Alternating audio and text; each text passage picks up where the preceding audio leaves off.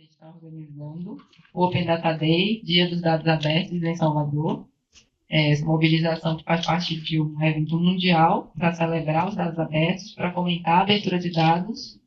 E hoje a gente está aqui justamente para começar esse evento, né? Falando sobre o que são dados abertos e quais são os coletivos que estão envolvidos hoje aqui nesse evento que a gente organizou com muito carinho para vocês.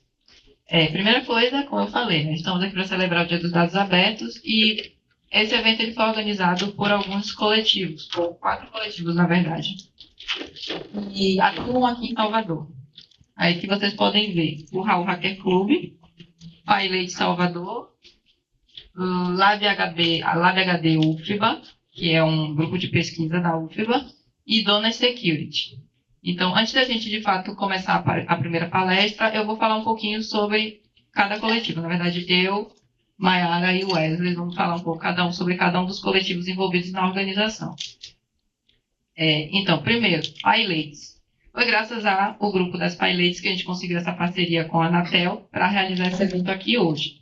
PyLadies é um grupo de mulheres que tem interesse em estudar a linguagem de programação Python, mas não só isso, também tem interesse em fomentar a tecnologia para que mais mulheres, para que tenhamos mais diversidade na área de tecnologia. O grupo ele funciona de maneira voluntária. Qualquer mulher que tenha interesse, que já atue com Python ou que tenha interesse em estudar Python, pode fazer parte desse coletivo. Ele também faz parte de uma mobilização mundial, mas o capítulo PyLady de Salvador atua somente aqui em Salvador. O que mais? A gente costuma realizar grupos de estudo. A gente fez um grupo de estudo no ano retrasado chamado OPAIO, que era um grupo de introdução a Python. E aí foi justamente nesse momento em que eu comecei a estudar a linguagem e comecei a me interessar pela área de tecnologia. E além disso, a gente também realiza encontros e eventos e está sempre participando desse tipo de iniciativa para fomentar que tenham mais mulheres realmente na área e aprendendo a programar, que é uma coisa muito importante hoje, não só na área da tecnologia, né, mas a gente sabe que cada vez mais tem sido mais importante compreender mesmo um pouco como é que funciona essa questão das linguagens de programação. Se vocês tiverem qualquer dúvida, vocês podem levantar a mão, podem perguntar, etc. Não precisa esperar e tal, pelo menos comigo aqui. Mas é isso, então a gente tem um grupo no Telegram, que vocês podem entrar e, se quiserem. A gente tem página no Instagram, também podem seguir, e toda vez que a gente tem alguma atividade, a gente divulga para que as pessoas, as mulheres que fazem parte, possam participar das coisas que a gente está fazendo. E agora eu gostaria de convidar um pouquinho Mayara, que vai falar um pouquinho sobre outro coletivo também, voltado para mulheres, só que para mulheres na área de cibersegurança aqui em Salvador. Bom dia a todos e a todas. Meu nome é Mayara Rodrigues, eu sou estudante de Ciência da Computação na UFBA e também faço pesquisa em cibersegurança. Eu faço parte do projeto Dona Security, né, que tem esse objetivo de fomentar a participação de mulheres na área de cibersegurança e que foi fundado por Rebeca e por Gabriela no final do ano passado, né, nesse contexto de baixa participação de mulheres em eventos, não só como participantes, mas principalmente como palestrantes, né? Os eventos que a gente tem aqui em Salvador, os principais são o Hack Bahia e o Nubyte, e tem uma participação muito pequena de mulheres, então a gente tem esse projeto voltado para a inserção delas. E a primeira ação que está sendo realizada está sendo uma trilha de estudos, né, voltada para ensino de conceitos básicos de segurança, que são as linguagens de programação, os sistemas operacionais e o módulo de redes que eu vou ministrar. E a gente também tem encontros mensais, que mesmo as pessoas que não estão na trilha de estudos podem participar dos encontros mensais, que são realizados na UFBA, e tem toda a divulgação no Instagram, no LinkedIn, sobre as ações realizadas. E também tem um grupo do Telegram, que todos podem entrar. No Instagram também tem o link para esse grupo. E é um grupo aberto assim, para estudos, não só para vocês receberem esse conteúdo, receberem estudos, mas também poderem contribuir, né, poderem ter esse espaço de estudo. E, de forma geral, também tem a XSEC, né, o Hacker Club, que também é um grupo de estudos de cibersegurança, que o Wesley vai falar um pouco mais sobre. Obrigado, pessoal. Prazer, eu sou o Wesley, trabalho na área de cibersegurança também. Dá para ouvir? Faz mais. Tá melhor agora? Tá. Oh, show. Bom, trabalho também na área de cibersegurança, vai fazer por volta de 5 anos. Entrei no Raul recentemente, eu acho que vai fazer um ano que eu estou no Raul Hacker Club.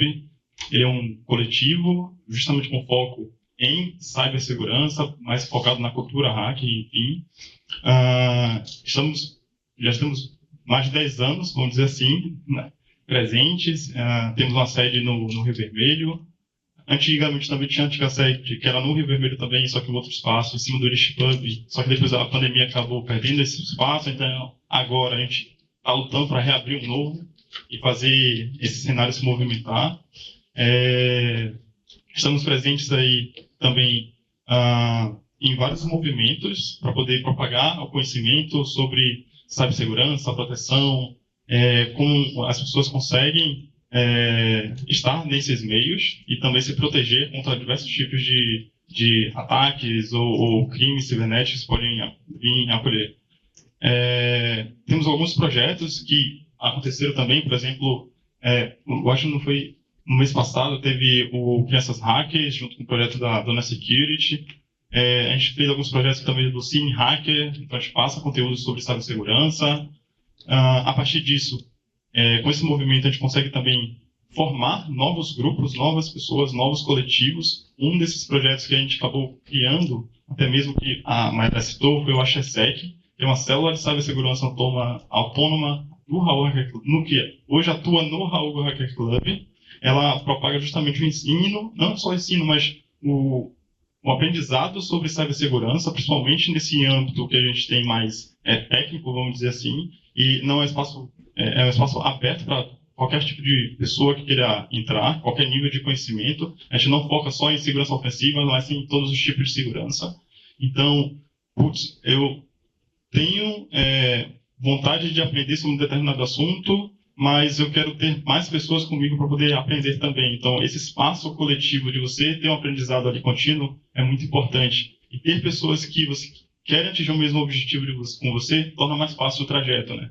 Então, essa parte do AXESEC, ele veio com essa célula justamente de movimentar isso e unir novas pessoas e criar novos grupos de cibersegurança dentro do espaço, né? Aumentar cada vez mais esse ambiente dentro de Salvador. Colocar ainda mais Salvador dentro desse meio que hoje é totalmente focado para regiões como São Paulo, vamos dizer, Recife. Então, tipo, hoje, beleza, tem vários eventos da hora aqui em Salvador sobre cibersegurança, só que nem sempre ele é focado como o potencial do que a gente consegue mostrar, sabe? Então, a ideia é justamente propagar isso e criar mais coisas relacionadas.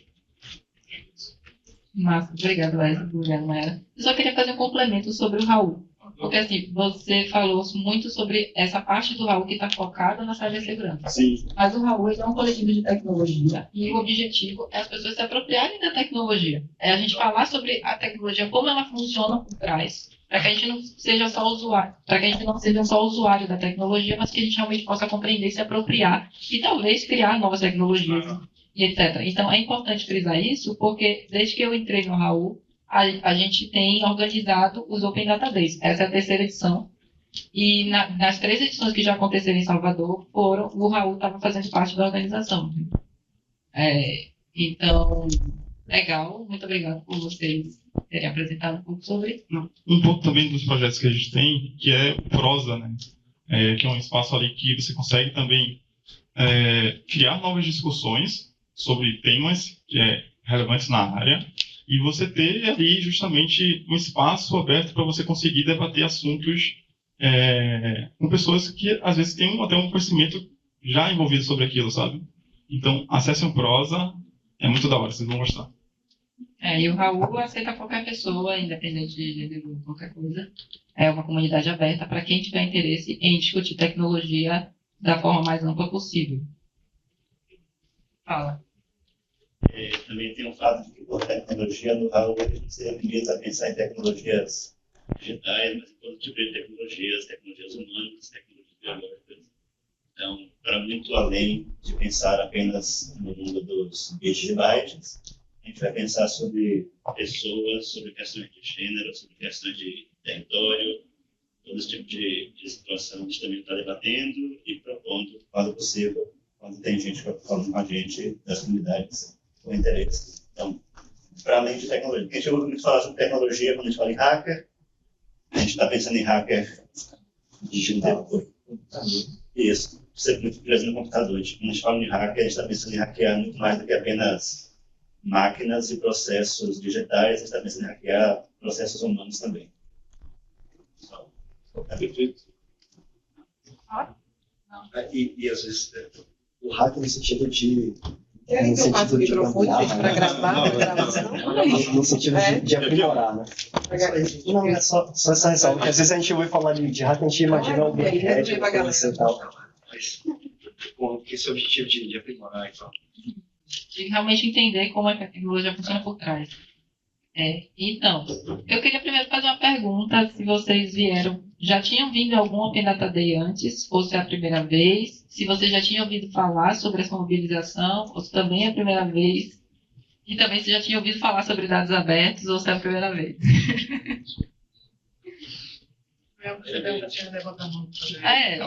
Alguém já tinha vindo no Open Data Day antes? Tá, 3 pessoas. Alguém já tinha ouvido falar sobre o que é esse Open Data Day, Dia dos Dados Abertos? Não, algumas pessoas. Tá. E sobre dados abertos? Aqui todo mundo sabe o que é dado aberto? Pronto, Márcio. Então, é isso. Então, eu vou justamente puxar o Open Data Day, Dia dos Dados Abertos 2025, aqui em Salvador. Como a gente já falou, a realização foram esses coletivos que a gente citou, mas o Laboratório de Humanidades Digitais da UFBA, que infelizmente as pessoas não puderam estar aqui hoje por questões de saúde, mas foram esses os coletivos envolvidos. A gente também agradece aqui o apoio da Open Knowledge Brasil, o apoio da Anatel, especialmente de Bruno, que está aqui com a gente hoje, a filiada dela, e aqui os patrocinadores. E eu não me apresentei no começo, porque eu ia fazer isso agora. Eu me chamo Rebeca Almeida. Eu sou gestora de comunidades na Open Knowledge Brasil, que é uma organização sem fins lucrativos voltada para o uso de dados abertos e tecnologias abertas. Eu também faço parte das comunidades Palhei de Salvador, Raul Hacker Club e Dona Security, de maneira voluntária. Pensei essa apresentação aqui para introduzir justamente o que são dados abertos. O que são dados abertos, o que torna um conjunto de dados governamental um conjunto de dados abertos.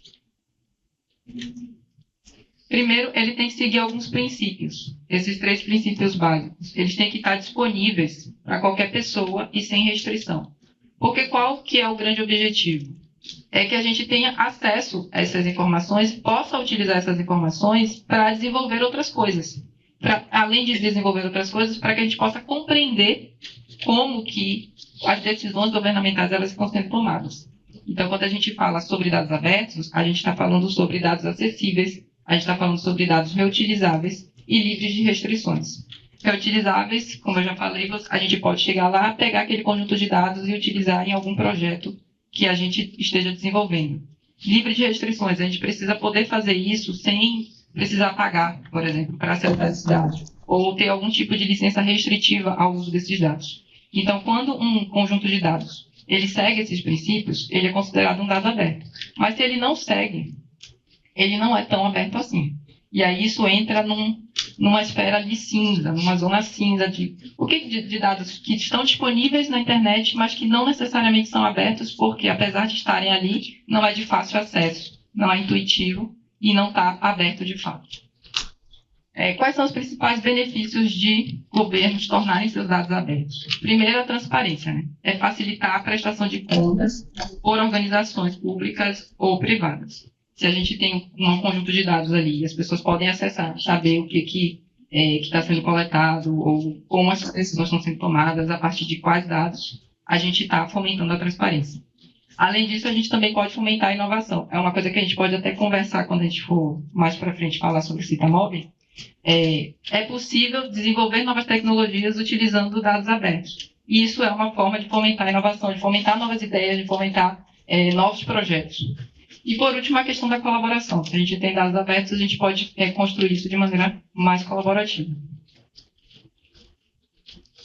E aí vem uma pergunta. Como é que, então, se todo dado que está disponível na internet, o conjunto de dados, eles só estarem disponíveis, não constitui um grupo, um dataset aberto, então como é que a gente vai medir a abertura dos dados? Como é que a gente vai saber o quão aberto ele está, o quanto ele precisa para chegar num grau de abertura considerável útil?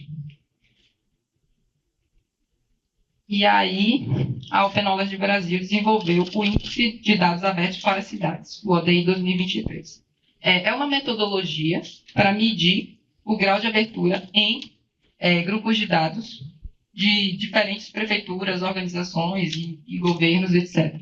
É uma metodologia que ela não surgiu aqui, ela foi desenvolvida pela Open Knowledge Foundation, mas que a Open Knowledge Brasil adaptou para a nossa realidade local, para conseguir medir o grau de abertura de vários conjuntos de dados das diferentes capitais brasileiras.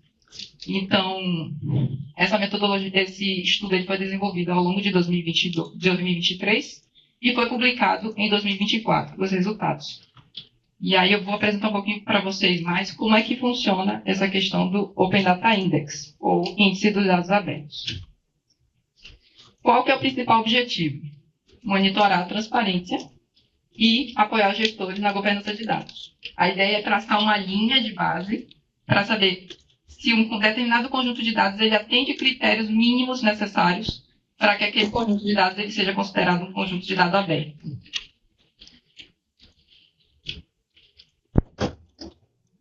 Então, o que aconteceu?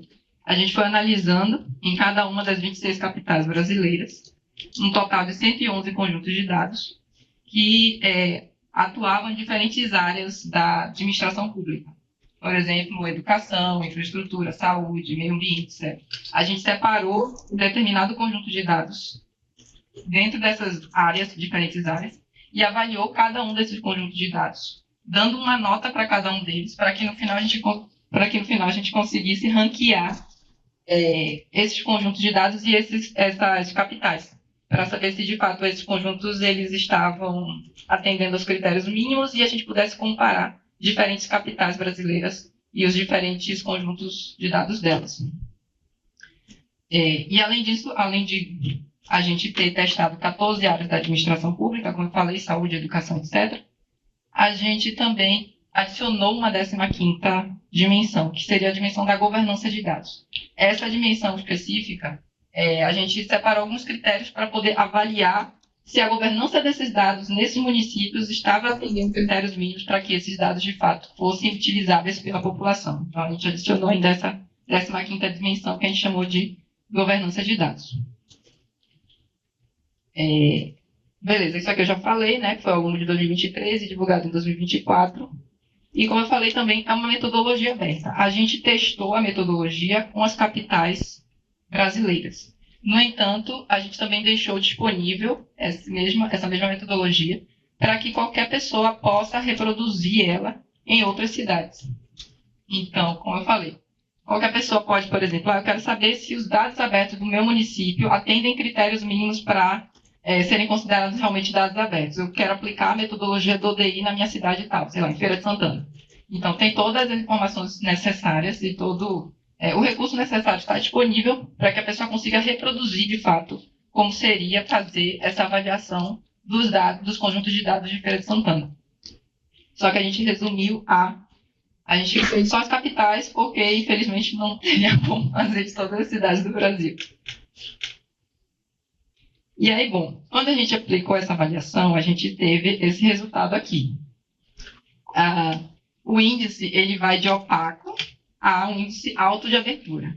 A ideia é que seja o mais verdinho possível, porque o quanto mais verde a gente tem, significa que aqueles conjuntos de dados daquele município atendem aos critérios mínimos para serem considerados abertos. Mas a gente percebe aqui que a maioria é considerada opaco, porque a maioria dos conjuntos de dados abertos das cidades brasileiras, eles não atendem coisas como, isso aqui eu vou entrar mais detalhadamente, mas assim, não atendem coisas como eles não atendem coisas como tá em formato aberto e reutilizável, ele está livre de restrições, ele está em formato amigável, está em um local visível, pode pensar. Seria um conceito então de dado comum, de comum acesso, qualquer pessoa acessar, poderia utilizar, então, poderia usar essa palavra comum? Poderia usar a palavra comum, porém a gente usualmente usa dado aberto. Eu sei que isso causa um pouco de confusão, mas é como se estabeleceu até o momento. Então, aí a gente vê que, por exemplo, São Paulo ficou em primeiro lugar, com o que tem datasets mais acessíveis, por assim dizer, mas ainda assim é uma nota muito baixa. Ele ficou com a pontuação de 48, abaixo de 50, e a escala vai de 0 a 100. Aí a gente vê que Salvador, por exemplo, ficou aqui em 9º lugar. A gente tem só 2 cidades que chegaram em nível médio, que é São Paulo e Belo Horizonte. Elas tecnicamente ficaram empatadas, porque São Paulo ele tem, é uma cidade que tem mais dados abertos de quantidade. Mas quando a gente avalia a qualidade dos dados, Minas Gerais tem mais datasets com qualidade para ser considerado aberto. E aqui especificamente sobre Salvador. Como eu disse, ele ficou com o nono local. E a gente foi avaliando cada uma dessas áreas aqui, como eu falei. A gente avaliou administração pública, cultura, educação, etc. E cada um tem aqui umas notas. As notas mais altas para Salvador são com relação à legislação e dados de saúde. O resto ficaram bem abaixo. Aqui eu trouxe um pouco mais especificamente como é que foi separado a questão das áreas que a gente avaliou, os conjuntos de dados em determinadas áreas, e o que a gente avaliou dentro de cada conjunto de dados. Para cada um desses indicadores, a gente deu uma nota. Então, por exemplo, a facilidade de acesso desse dado tem uma nota tanto na área de administração pública, por exemplo. Aí a gente olhou para a parte de licenciamento, é outra nota. A questão da documentação desses dados, se ele possui informações sobre os dados, se a gente avaliou também o formato, se o formato estava aberto, fechado, etc. Todo mundo aqui está ligado com relação a formato aberto e formato fechado, né? Formato dos dados, se ele é aberto ou se ele é fechado. Oi? Tá, beleza. Então, para um formato ser considerado aberto, ele precisa ser reutilizável. Então, formato considerado aberto seria, por exemplo, um CSV da vida. A gente tem um conjunto de dados em formato CSV, e aí eu posso, por exemplo, pegar esse conjunto de dados e incluir um projeto meu e utilizar. O formato JSON também seria um formato aberto. Mas se eu coloco, por exemplo, um PDF disponível, ele não é um formato aberto. Apesar dele ser fácil de ler por pessoas, a gente não consegue desenvolver um código e utilizar essas informações que estão nesse PDF. Então, ele é considerado fechado. E aí a gente tem um problema justamente, deixando mais claro, que muitas coisas são publicadas por governos em planilhas, só que em planilhas em PDF. E a gente não consegue extrair as informações desses PDFs. Às vezes tem casos específicos em que coloca-se foto num PDF. E torna o negócio mais difícil ainda. Agora, Rebeca, uma dúvida, por exemplo, um XMS é considerado aberto ou só seria um ODS? Porque tem a questão da licença aberta também. Então, por exemplo, eu colocar o XMS que, tipo, dá para manipular, eu posso dizer que está no padrão aberto ou não? Eu teria que seguir também licenças abertas? É a parte da licença. Então, ele não estaria totalmente aberto, mas também não estaria totalmente fechado. Porque justamente tem a questão da licença de uso. E como um princípio do dado aberto ele não ter nenhum tipo de restrição de uso, então ele não seria totalmente aberto. Mas por ele poder ser utilizável, aí está ali no meio termo. Então, com a relação ao detalhamento daquele conjunto de dados e a temporalidade, se ele é recente, porque também tem muito isso. Às vezes a gente tem um portal de dados abertos aqui, que a gente vai acessar e vai ver que na hora não tem um dado recente para utilizar. Por exemplo, de educação. Uma vez eu fui entrar em dados de educação aqui em Salvador, queria número de matrícula dos estudantes e só tinha até 2022. E não era uma coisa que ia atender meu problema naquele momento. Então, foi o que aconteceu para a gente justamente avaliar. Qual que é o princípio do ODI? É ele reproduzir o caminho que um cidadão normal iria fazer, para acessar um conjunto de dados. E aí, a partir desse caminho, se ele é fácil ou se ele é difícil, a gente conseguir avaliar isso. Então, aí aqui tem algumas referências das coisas que estão abertas, mas eu gostaria de voltar um pouco e mostrar como é que está isso no site mesmo. Será que eu consigo? Pronto. Esse aqui é o site do ODI. E aqui a gente tem todos os resultados para cada área e qual a nota de cada área aqui, para cada capital. Eu posso olhar separadamente também. Você pode olhar todos os dados que vocês coletaram também, né? Posso. Aqui, por exemplo, se eu quero ver, por exemplo, só Porto Alegre, aqui vai vir para Porto Alegre e cada área aqui avaliada dos conjuntos de dados de Porto Alegre. Também consigo ver aqui especificamente, ó, de atendimento ao cidadão, quais foram os indicadores. Aí, o que eu sobre acesso? Os dados eles estão disponíveis online sem a necessidade de preencher um cadastro? Se sim, vai ganhar ponto. Se não, não ganha ponto. Com relação ao licenciamento, o conjunto de dados indica uma licença livre ou domínio público? Aí tem aqui outra pontuação. Por exemplo, com relação aqui, ó, manifestações ouvidas via ouvidoria, para Porto Alegre foi considerado alto, porque ele atendeu aqui vários desses princípios. Mas aqui, por exemplo, considerado opaco, não pontua em nada. Com relação a atos administrativos, nível de acesso, licenciamento, documentação, formato, etc. Então, fica tudo aqui disponível para qualquer pessoa que queira ver. E aí, além disso, como eu falei, a metodologia. Temos aqui o relatório, temos acesso a todos os dados coletados. Estão todos aqui disponíveis. Aqui com relação aos critérios.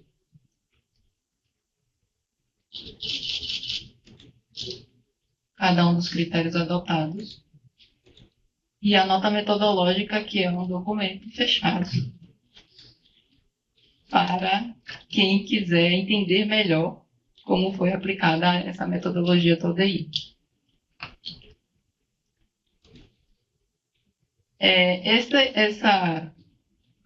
Mas como assim um documento fechado? É um PDF.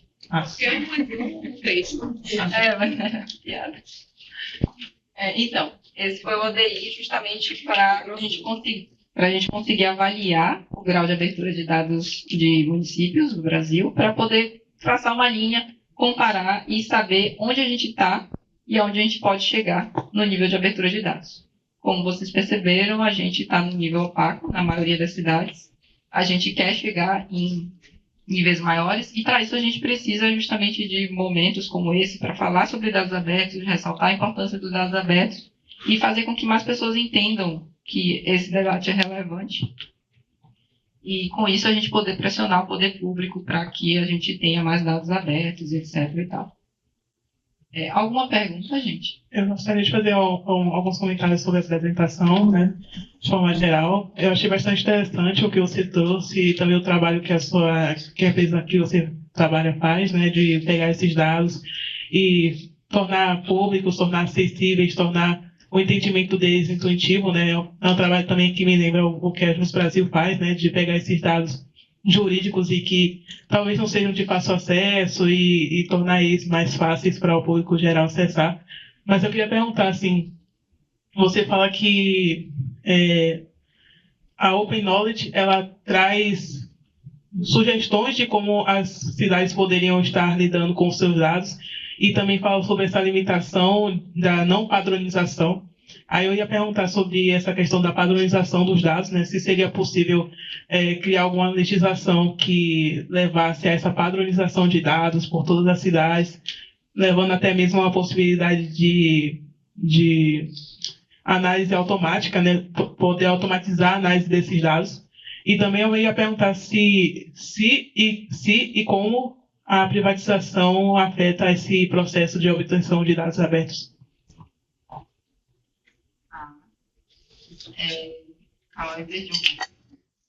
Perdi um pouco.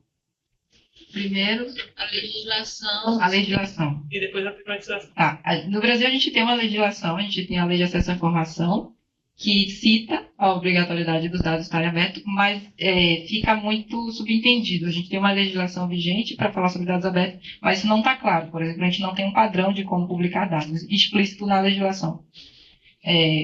Além disso, a gente tem a Lei Geral de Proteção de Dados, que também cita como deveriam ser publicados os dados, etc. Então, a gente tem a legislação, mas a gente não tem a aplicação dela da forma mais otimizada possível. E aí, a outra pergunta A era... privatização. Se afeta e como afeta. Eu não entendi muito bem. Se tem, Processo de privatização se afeta. tem uma empresa Se é mais difícil para democratizar. Ah, sim. Sim, de fato. A gente, às vezes, tem situações em que empresas privadas são responsáveis pela publicação de dados que são abertos. E aí, com isso, ela faz essa publicação da maneira que ela considera mais adequada. no cachorro. E a gente, que é cidadão, não consegue acessar porque tem essa barreira no meio do caminho. Aí um exemplo que eu penso que é bastante claro é com relação aos diários oficiais dos municípios. A maioria dos municípios do Brasil, eles publicam diários oficiais. Diários oficiais é um documento que todo município precisa publicar, falando todos os atos normativos com relação àquela gestão municipal. Então, qualquer coisa que uma prefeitura faça, sei lá, gastou dinheiro para colocar um asfalto na rua tal, precisa estar no Diário Oficial. Só que o que acontece? Esses diários oficiais, a maioria deles, eles são publicados por umas empresas, eles são publicados por empresas terceirizadas que padronizam essa publicação. E aí, essas empresas normalmente publicam em PDF, que, como eu falei, já é um formato que não é aberto. Então, a gente tem várias prefeituras que publicam meio que parecido, porque contratam a mesma empresa para publicar aquilo ali, e a gente não consegue definir um padrão de como deveria ser feito. Aí a gente tem a lei que diz que a gente precisa publicar todos os atos do governo, mas a gente não diz como isso deve ser feito. Até o momento a gente não tem dizendo como deveria ser feito. Então, quando a gente está falando sobre dado aberto, a gente está tentando reforçar que a gente precisaria ter esse padrão de publicar, por exemplo, os diários oficiais de prefeitura. Mas a gente não tem atualmente. Isso envolve. Depois, eles publicam em PDF porque é mais fácil, por questão de ficar menos pesado o arquivo, ou. Não, na verdade, a pergunta é sobre. Liga aí hoje.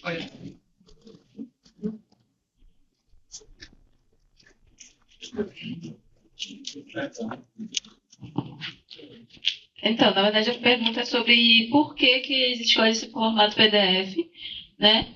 Se tem alguma coisa a ver com memória, ou se, tipo, se eles tivessem que fazer de outro jeito, vai ter alguma dificuldade maior?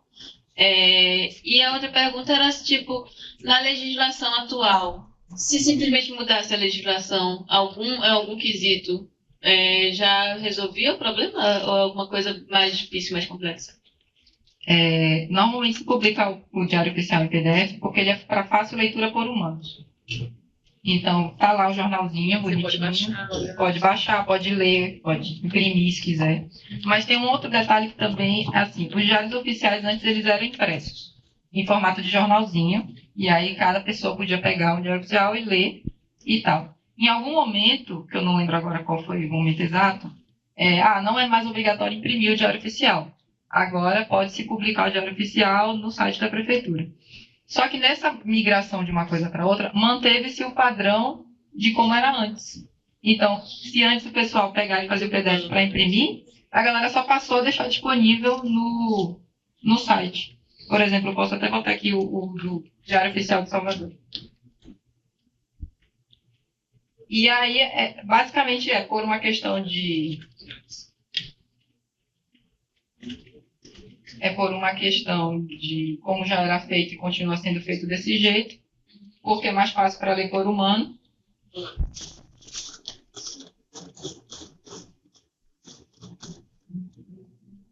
Não pode. Não vou achar na pergunta, não? Não pode, não. E Spotify. Ele Spotify te avisa. Tá dizendo, não pagaram o SSL. Pronto. Aí, ele é assim. Consigo botar. Mas assim, ele era desse modo, ele continua sendo feito desse modo, e a gente só vai seguindo esse mesmo padrão. Se a gente tivesse, de fato, uma legislação que conseguisse padronizar isso, já teria meio caminho andado. Mas até o momento a gente não tem, então é uma coisa que precisa ter pressão popular para a gente conseguir, de fato. E não há interesse público em fazer isso. Porque são mais de 5.000 cidades.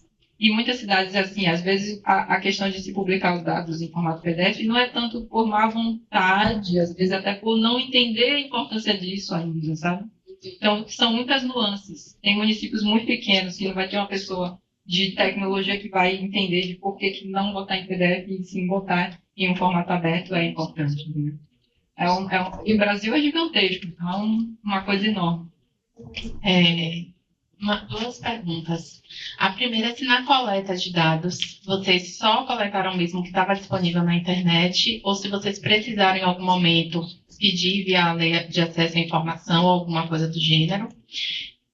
A segunda pergunta seria se esse trabalho que a UKBR tem feito, esse relatório, por exemplo, ele tem sido enviado para algum órgão, tem sido tentado alguma forma de continuar a discussão, né? Dizer o que é que está legal, o que é que não está, etc. E assim, só complementando sobre o PDF, o que acontece muito também é que, além de ser fácil a leitura, tem muita questão da formatação, né? Porque você bota lá no formato aberto, aí abre no computador, às vezes não abre legal, não sei o quê, e aí muita gente prefere gerar logo o PDF.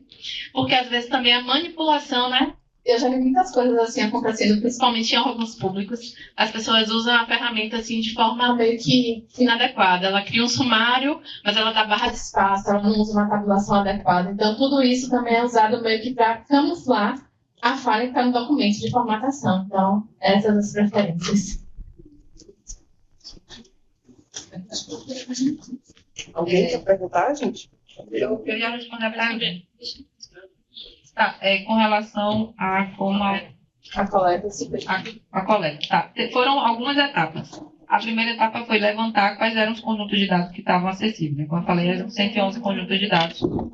E aí a gente fez ali a planilha com onde estariam esses conjuntos de dados. Aí depois a gente passou por uma etapa de capacitar algumas pessoas da sociedade civil para irem fazer essa avaliação. Então teve um conjunto de pessoas, e aí no caso eram 2 pessoas, se eu não me engano, que faziam a avaliação de cada conjunto de dados. Eles tentavam responder aqueles critérios lá que eu falei. A pessoa tentava acessar e dizer, consegui, não consegui, nota tal. Aí chegou numa determinada nota ali no final. Depois disso veio a equipe da UKBR, avaliou essas pontuações para ver se estava tudo ok e começou a acionar as prefeituras, o que faltava. A gente entrou com pedido de acesso de lei de acesso à informação e aí diz, isso aqui não conseguimos isso aqui, como é que a gente vai conseguir? Aí esperou que essas prefeituras dessem algum retorno. Algumas deram, outras não. E aí a gente colocou isso tudo no relatório. Depois, quando a gente lançou, a gente também acionou novamente as prefeituras. E aí a gente falou, a gente fez esse estudo, não sei o que, não sei o que, não sei o que, explicou a situação e fez um lançamento em várias cidades. Em algumas capitais a gente fez alguns eventos para apresentar o resultado do índice. E aí tem uma coisa que até eu esqueci de destacar. Tem situações, por exemplo, em que no relatório lá, que foi feito em 2023, a gente se deparou que não tinha um conjunto de dados específicos. Só que no momento de publicar, já tinha. Porque a prefeitura, a partir do momento em que a gente acionou, fez esse movimento, ou já estava fazendo esse movimento, e aí, a partir disso, a situação meio que mudou um pouco. Aí a gente sempre destaca que o ODI ele é uma fotografia daquele momento.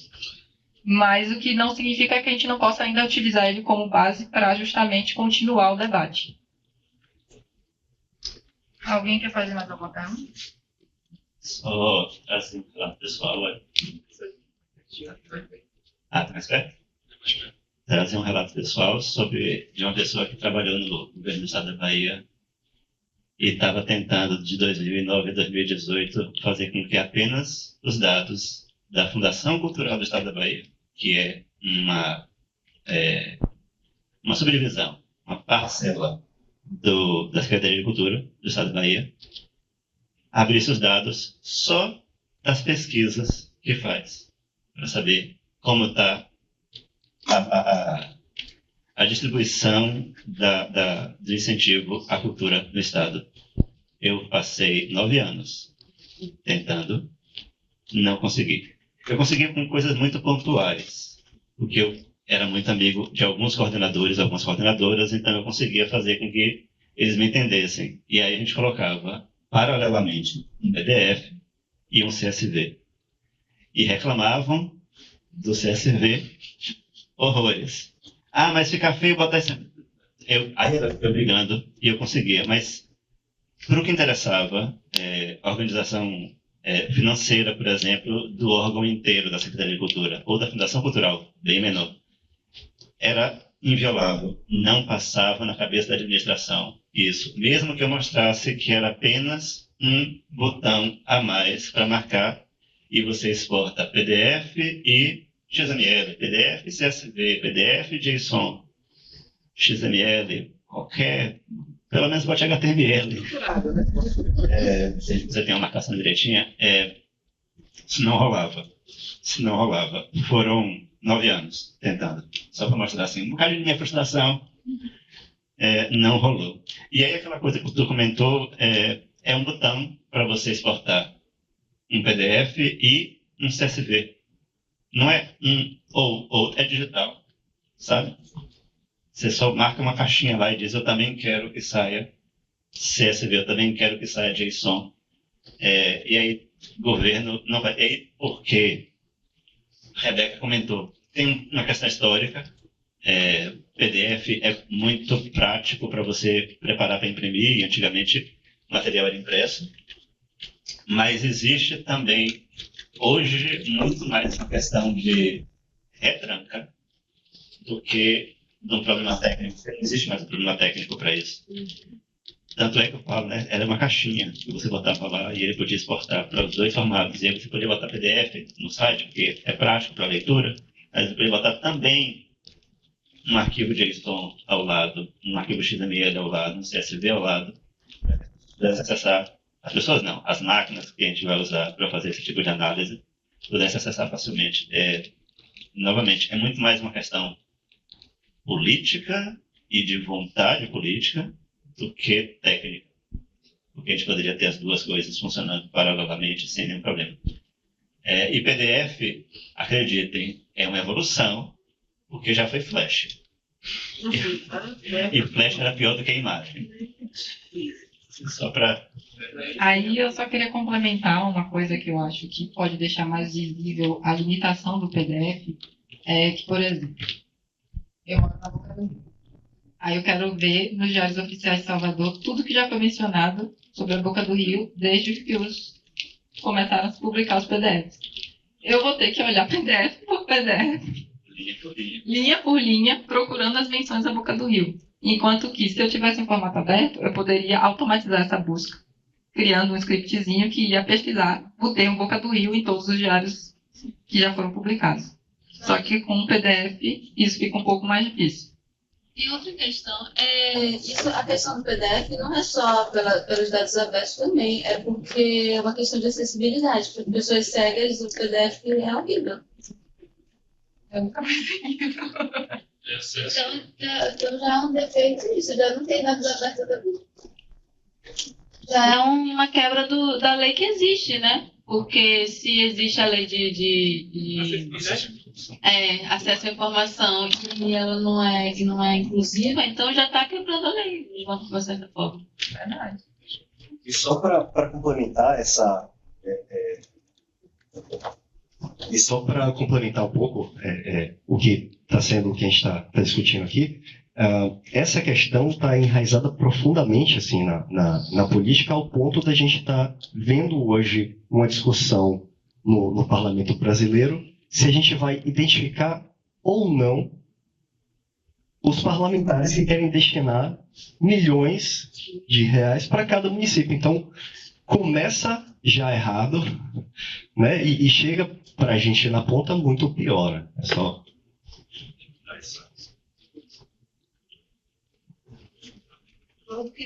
Deixa eu só fazer um comentário. Já existe a opção de você formatar o PDF para formato acessível. Ele é acessível. É leitor de texto.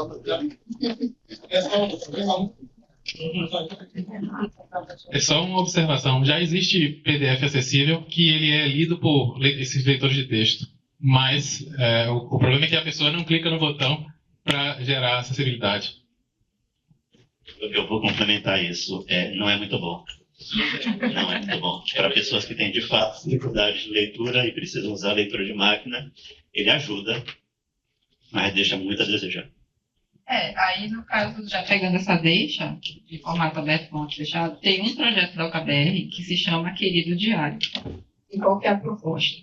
É a gente conseguir coletar os diários oficiais de todos os municípios do Brasil, 5.000 e poucos, e conseguir abrir os PDFs e colocar em formato aberto. Então, tem uma etapa de extração, mas a gente perde muita coisa, justamente porque os PDFs têm uma formatação específica e quando vai olhar um CSV é diretão texto, então fica bem diferente. Mas eu posso mostrar um pouquinho sobre o Querido Diário também. Tem um padrão também, né, que ele apresenta para os municípios, né, para você desenvolver.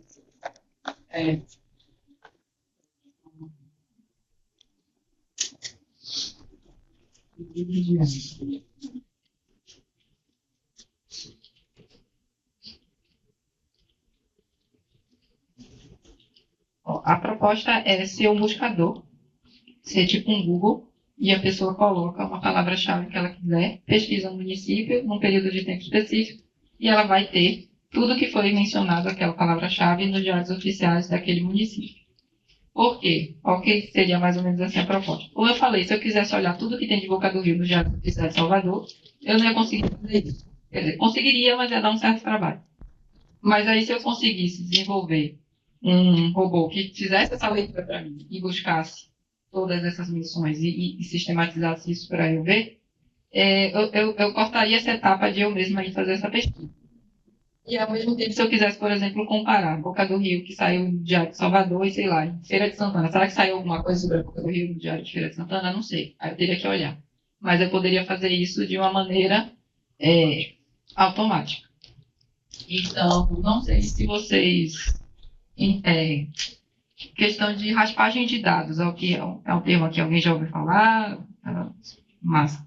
Então, qual é a ideia? O Querido Diário é que a gente faça a raspagem de diários oficiais nos diários das cidades todas, pegue todos esses diários que a gente coletou no site e guarde no próprio banco de dados do projeto. Quando você fala raspagem de dados, é a mesma coisa que mineração ou tem alguma diferença? É diferente. Quais seriam essas diferenças? Eu não sei explicar muito bem, não.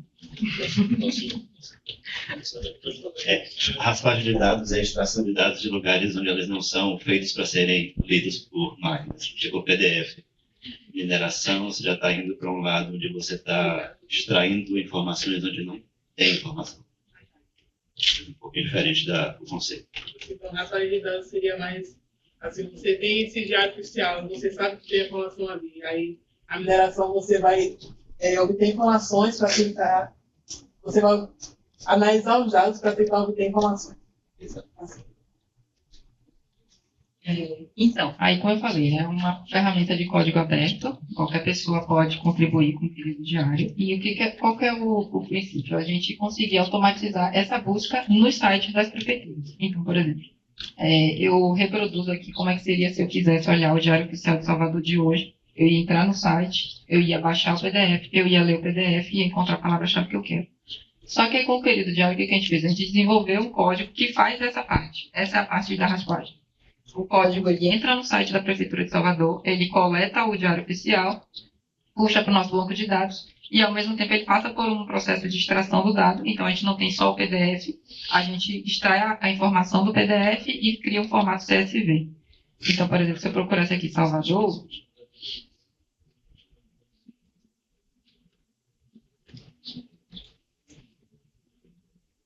Aqui tem vários diários oficiais de Salvador. Aí eu posso baixar o diário oficial, posso baixar um TXT, ou posso baixar o arquivo original, PDF lá.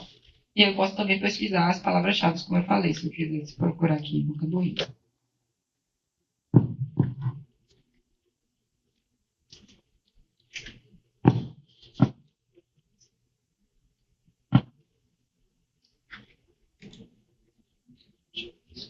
Aí aqui ele vai mostrar uma parte do diário que cita Boca do Rio. E aí eu consigo entender o que está se falando sobre a Boca do Rio, se é um decreto, se é um ato, se é alguma coisa, qualquer coisa relacionada à Boca do Rio que foi mencionada no Diário Oficial de Salvador, eu consigo coletar aqui e entender. Por que isso é importante? Porque, como eu falei, todas as ações elas são publicadas nos diários oficiais daquele município.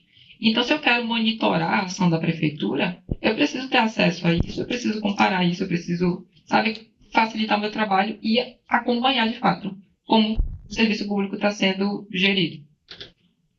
Mas também facilitando também o trabalho de pesquisadores, né? Jornalistas, né? Dissertação, isso também precisa ter um acesso mais rápido, facilitado. Então, vai ser lá o historiador querendo falar sobre a conferida, o geógrafo querendo entender o que é prefeito de ações do município. Né? Isso é uma ferramenta muito importante que eu espero que vai ser utilizado. É isso. Aí o trabalho do Querido Diário ele é colaborativo. Como eu falei, é um projeto de código aberto. Não sei se todo mundo aqui entende também a questão do projeto de código aberto, mas basicamente é um projeto que ele tem o código dele disponível para qualquer pessoa acessar, entender como funciona aquele projeto, e aí a partir disso pode fazer alguma colaboração para o projeto crescer. E aí, como eu falei no começo, cada município a gente tem um código específico para ir coletar o diário daquele município. Só que no Brasil a gente tem mais de 5.000 municípios. Aí vocês já entendem que é muito trabalho. E aí, atualmente, a gente está com 700 municípios cadastrados no Querido Diário. Isso quer dizer que a gente tem 700 e poucas cidades que a gente tem a possibilidade de acessar os diários oficiais delas de forma automatizada a partir do Querido Diário. Cadê? Deixa eu mostrar aqui.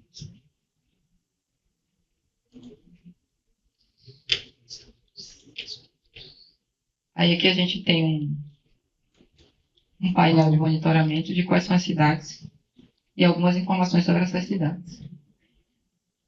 Deixa eu só carregar um pouquinho.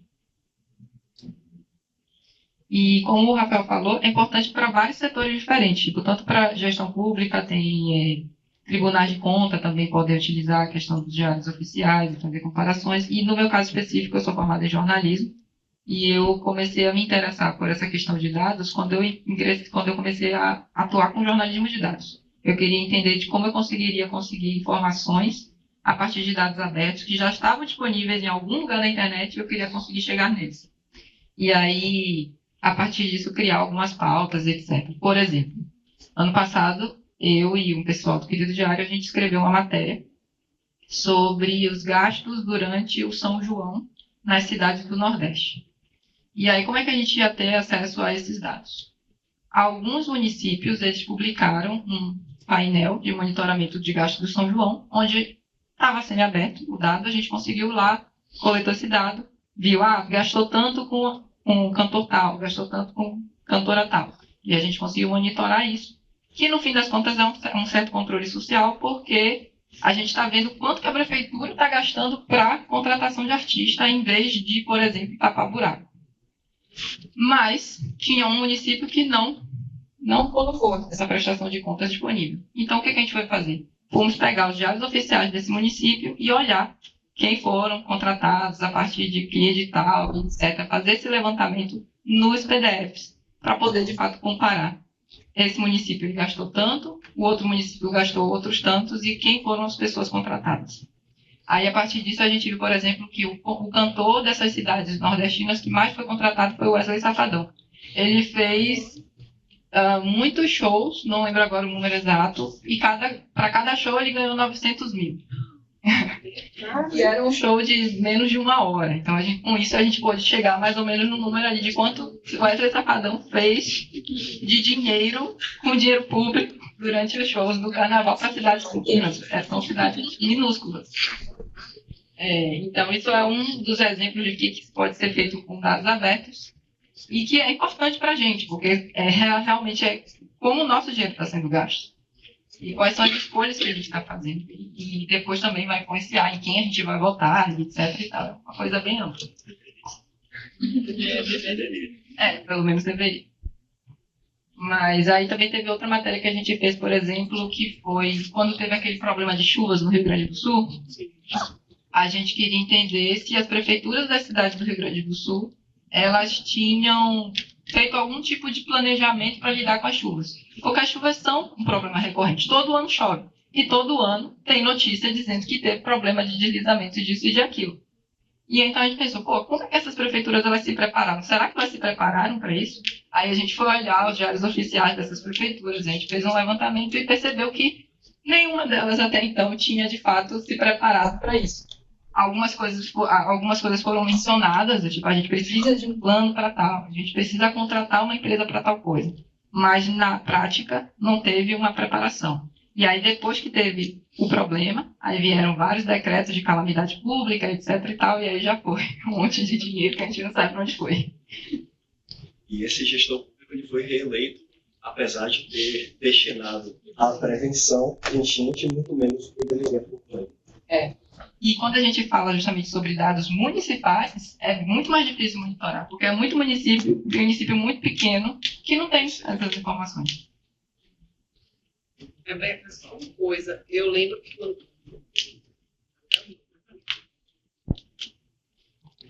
eu lembro que uma vez vocês falaram sobre o querido diário e falaram que também iriam criar um padrão, né, de arquivo, de sugestão para que os municípios pudessem utilizar. Até pensando nisso, né, que os municípios pequenos às vezes não têm conhecimento, não têm pessoas próprias para imaginarem esse padrão e tal. Esse padrão já existe? Vocês chegaram a fazer? Tem sugerido? Não, a gente tem isso no radar. O sonho do querido diário é o quê? É que ele não exista mais. Claro. Então, a gente chegar num padrão, de fato, os municípios consigam publicar isso de forma aberta e as pessoas possam ter acesso a isso por meio de elas mesmas acessarem, o máquina, etc. E aí não tem mais a necessidade de ter um lugar que centralize toda essa informação. Aí é uma das coisas que a gente quer fazer, é justamente criar um documento, sugerir um documento. E aí o querido diário ele entra muito com essa proposta de como poderia ser isso.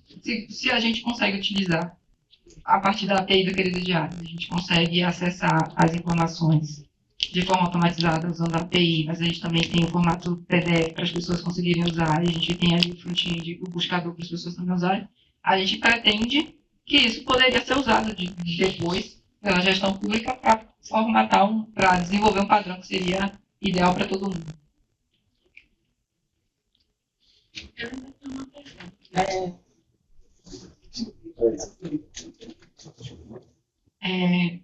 Em relação ao querido diário, parece que a cobertura aí de municípios está cerca de 10%, né, do total do Brasil. A dificuldade de vocês conseguirem aumentar esse número é porque também esses diários estão em várias estruturas, arquiteturas diferentes? É porque eu já entrei em alguns, aí eu vejo que eles usam sites assim que são parecidos. Então eu achava que era tipo padrão, que todos usavam esse site lá e... Porque aí se fosse tudo igual, seria muito mais fácil para vocês puxarem de vez. Então é um problema sério. Antes, no começo, a gente ia fazendo de município por município. Um raspador para cada município. Aí ia levar uma vida inteira. Só que com o tempo a gente percebeu isso que você percebeu também. De que tinha um padrão e que vários municípios seguiam esse padrão. Aí a gente foi entender por que existia esse padrão. Aí a gente percebeu que tinha uma empresa que era contratada. Aí entra naquela questão do poder privado. A empresa era contratada para fazer essa publicação. Então ela já tinha o modus operandi de vários municípios iguais. Aí quando a gente conseguiu fazer isso, a gente conseguiu desenvolver um raspador que servia para vários ao mesmo tempo.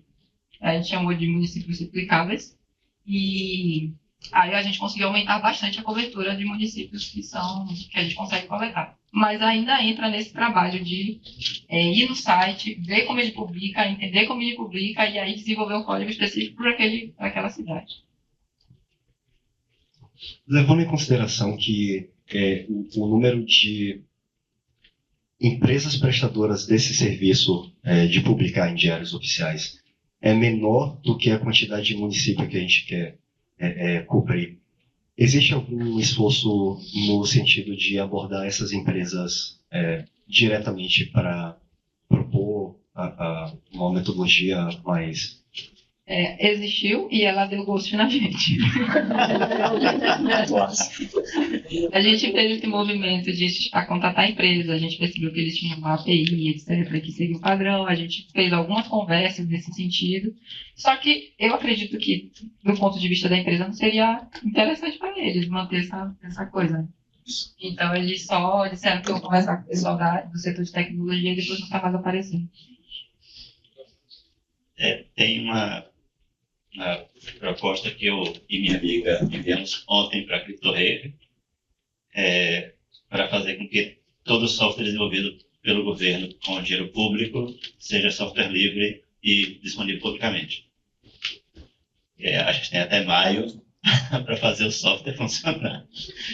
Mas o que eu acho interessante disso é que um dos pontos que a gente levanta na nossa argumentação de por que esse software, que essa legislação é importante, é justamente no fato de que é muito comum a gente ter nos diversos municípios muitos prestadores que atendem apenas aquele grupo de municípios e desenvolvem uma tecnologia própria e se perdem naquele lugar, naquela região, se perdem naquele grupo de municípios, naquele vale, onde quer que seja.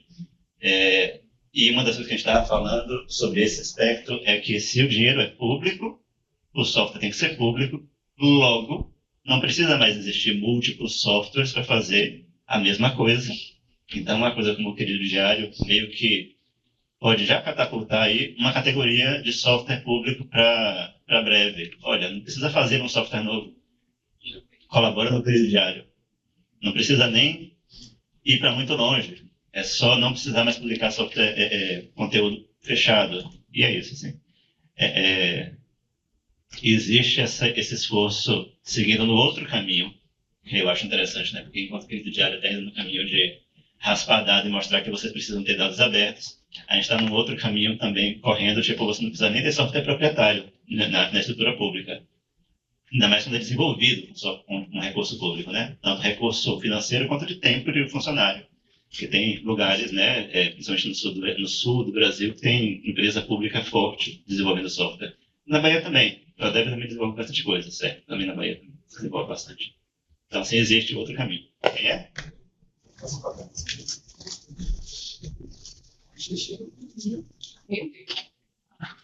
Então a gente teria o quê? Um caminho que seria o querido diário, o outro caminho que seria software público, né? E existiria um terceiro caminho, aproveitando, sei lá, nerds ou especialistas locais em cada município que vai olhar assim, pô, tem uma iniciativa aqui para fazer, tem um querido diário, será que eu posso mandar um pull request com um raspador de dados que eu fiz aqui para poder adicionar esse município ou esses municípios aqui? Então, assim, eu queria saber se tem alguma iniciativa, por exemplo, a gente tem os coletivos de tecnologia que a gente conhece planos aqui da cidade. Podem surgir no interior da Bahia, né? Geralmente vinculado a instituições de ensino ou grupos de estudo, né? Pessoas se juntam, e a gente está falando de internet, né? Então as pessoas vão contatar, por exemplo, vai que no interior lá de Paulo Afonso surge um hacker club porque alguém viajou para cá, conheceu o Raul, está aqui no evento e queria fundar um lá. E aí eles veem que tem esse mesmo problema, por exemplo, de não ter informações de diário oficial enquanto dado aberto. Tem alguma iniciativa da Open Knowledge para aglutinar essas iniciativas assim pontuais ao longo do Brasil? Que eu imagino que seria enquanto o mundo ideal não vem ou enquanto a pressão política, né, da Open Knowledge ainda não engrenou um processo, não catapultou um processo mais complexo e assim que pode ser imparável. Existe alguma forma de juntar esforços pontuais? Ou não sei se está no planejamento de vocês? Tá, existe uma comunidade que a gente chamou de Rede de Embaixadores de Inovação Cívica, que é uma comunidade que eram pessoas justamente interessadas em falar sobre dados abertos no âmbito local, mas ao mesmo tempo queriam conhecer outras pessoas no Brasil que também tivessem esse mesmo interesse. Aí essa foi uma das ações que a gente desenvolveu, a gente começou a desenvolver essa comunidade. Outra coisa que acontece muito é que, como eu falei, o projeto ele é aberto, a gente tem um servidor no Discord, e aí muitas pessoas que acabam conhecendo o Querido Diário percebem que o meu município ele não está cadastrado no Querido Diário, mas eu saberia fazer um raspador para isso. Vou entrar lá no Discord, vou entrar na comunidade, vou fazer um pull request e fazer uma contribuição para que o meu município esteja. E isso aconteceu, por exemplo, em Feira de Santana. Porque não estava no Querido Diário ainda Feira de Santana, e aí uma pessoa chamada Ana Paula Gomes, que é uma programadora muito foda, ela resolveu, vou fazer aqui sobre Feira de Santana. Aí ela fez o código para conseguir coletar o Diário Oficial de Feira de Santana. Só que ela começou a ampliar essa iniciativa. Porque, para além disso, ela começou a tentar entender onde Feira de Santana publica dados abertos, quais são todos os locais, vou tentar centralizar isso tudo num lugar só. E aí ela desenvolveu um projeto chamado Dados Abertos de Feira. E, além disso, ela também fez de várias outras cidades da Bahia, porque ela percebeu o padrão que eu falei. Tipo, ela percebeu que era sempre o mesmo padrão, então ela conseguiu desenvolver vários raspadores para várias cidades. E aí, se vocês entrarem, por exemplo, por curiosidade, no GitHub do Querido Diário, onde está todo o código, vai ver que tem várias contribuições da Ana Paula. O Dados Abertos de Feira foi notícia na época em que saiu, porque realmente era uma iniciativa bem diferente e tal. Hoje em dia, ela meio que se afastou um pouco do projeto, e aí o projeto entrou em hiato, porque ela foi para fora e aí foi trabalhar em outras coisas e não teve condição de continuar. Mas acontece muito. Acontece de uma pessoa conhecer o projeto, querer contribuir com ele, fazer uma contribuição para a sua própria cidade ou para qualquer outra cidade. E aí, nisso, a gente tem todo um passo a passo, assim, a pessoa chega na comunidade, a gente tem toda a documentação do Querido Diário disponível, para a pessoa entender como o projeto funciona. E aí, para além disso, a gente tem no GitHub lá uma planilha com todas as cidades que já foram mapeadas. Porque antes da gente, de fato, começar, vamos fazer aqui, vamos começar a fazer raspador para município. Como é que a gente vai fazer isso? A gente não podia só começar a erro. Então, primeiro passou por um momento que o pessoal chamou de censo do Querido Diário, que era de levantar informações onde os diários eram publicados, como eles eram publicados, etc. E aí, a gente levantou um número específico de cidades, não cobriu as 5.000, mas a gente entendeu mais ou menos como funcionava o negócio. E aí, a partir disso, a gente começou, de forma orgânica, a expandir a cobertura. Aí, quando a gente está falando justamente disso, tipo, o Querido Diário expandiu a cobertura. Agora a gente tem X cidades cadastradas no Querido Diário. É porque a gente teve mais contribuições no projeto e aí, por isso, a gente tem acesso a mais cidades.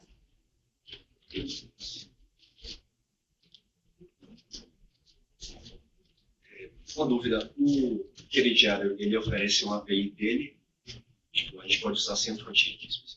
Ele é a API aberta e o front-end também. Posso até olhar aqui a API.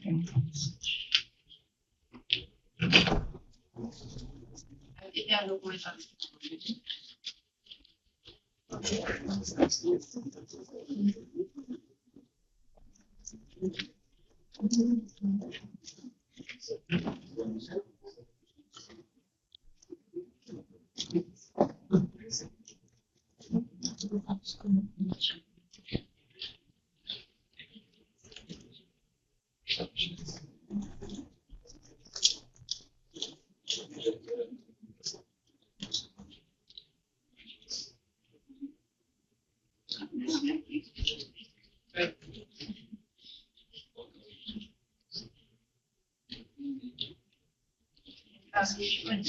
Inclusive, a gente tem casos de projetos que utilizam a API do Querido Diário. Por exemplo, tem o Legislatec, que vocês reconhecem, é de uma iniciativa chamada Núcleo, de jornalismo e tecnologia, e eles desenvolveram o Legislatec, que fica monitorando ações do legislativo e tal, e aí eles integraram a API do Querido Diário para também conseguir monitorar algumas coisas de prefeituras. Tem também um negócio também do governo federal, que o pessoal também usou a API do Querido Diário para puxar informações de governos municipais. E aí tem várias iniciativas assim, tem algumas parcerias e tal. Mas, bom, então, com relação a dados abertos, se vocês tiverem também curiosidade de ver as matérias que a gente fez usando dados abertos, estão todas aqui no blog do Querido Diário. Infelizmente, a pessoa que vinha para apresentar, falando especificamente sobre controle social e jornalismo de dados, ela não pôde estar aqui hoje.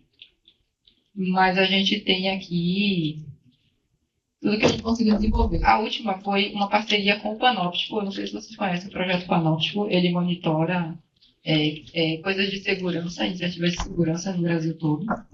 E aí, o que a gente fez? A gente estava tentando entender como as tecnologias de reconhecimento facial estavam sendo... como é que elas estavam sendo desenvolvidas ou sendo financiadas aqui em Salvador. Aí a gente fez essa parceria com o Panóptico e desenvolveu esse estudo aqui, um panorama das tecnologias de reconhecimento em Salvador, e a gente tentou entender, a partir de levantamento de dados oficiais e das pesquisas do próprio Panóptico, como que a prefeitura estava investindo. E aí o que a gente achou de interessante foi que investimentos são muito de reconhecimento facial para acessar as repartições públicas, etc. e tal, mas também a gente percebeu que teve um investimento muito grande, se eu não me engano, de 11 milhões para colocar câmeras no circuito do carnaval. E aí a justificativa para esse monitoramento era a segurança da população. Mas aí isso fica meio questionável, porque é da população ou é do turista? E aí qual é o interesse público disso? Então a gente percebeu essa questão, tá? E a gente também percebeu uma coisa que era interessante, que já teve um projeto do âmbito do governo do estado para a inclusão de câmeras de vigilância. E aí foi um grande valor, para colocar essas câmeras, etc. E aí, para além dessas câmeras que veio de dinheiro do governo do estado, a gente também tinha dinheiro da prefeitura investido em câmeras, etc. E tal. E aí a gente também pergunta, por quê? Não. Enfim, aí a gente colocou tudo isso nesse documento aqui, fez esse panorama aqui, se vocês quiserem dar uma olhada, tudo sistematizado lá. Foi uma matéria legal de fazer. Mas, para além dessa, tem as outras todas, como eu falei. Tem a do São João, tem a das chuvas, etc. e tal. Tem bastante coisa legal, que é um exemplo de como que a gente pode utilizar dados abertos para monitorar o que a gestão pública está fazendo. E aí o jornalismo de dados entra nisso, mas não só, porque várias outras áreas também, pessoal do direito e tal, pode fazer uso dos dados abertos para controle social. É isso, gente. Muito obrigado.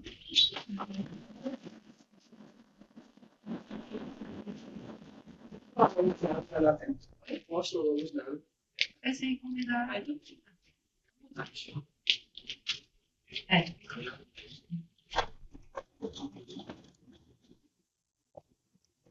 Bom, agora a gente vai iniciar uma outra discussão, que é quando a gente está falando sobre dados abertos, a gente está falando sobre dados que qualquer pessoa pode usar.